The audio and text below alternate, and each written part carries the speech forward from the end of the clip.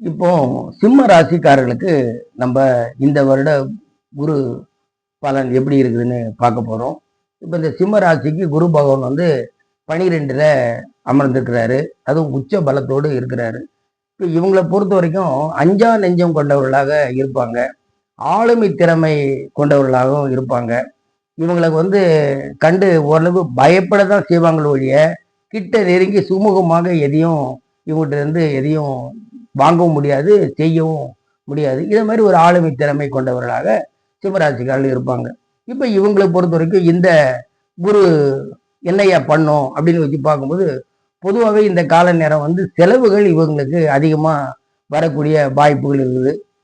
அது என்ன மாதிரியான செலவுகள் அப்படின்னு வச்சு பார்த்தோம்னு சொன்னா, இவங்களுக்கு எல்லாமே வந்து சுப செலவுகளாக தான் இவங்களுக்கு முடியும்.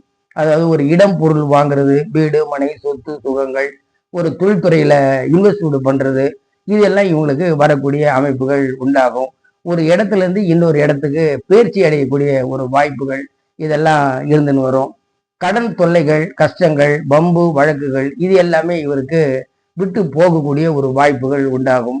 ஒரு சில இடத்துல எல்ஐசி இன்சூரன்ஸு இந்த மாதிரி சம்பந்தப்பட்டவைகள ஒரு தேக்க நிலைகள் வரக்கூடிய அமைப்புகள் உண்டாகிருக்கும். அதெல்லாம் வந்து சுமூகமாக வரக்கூடிய அமைப்பு உண்டாகும்.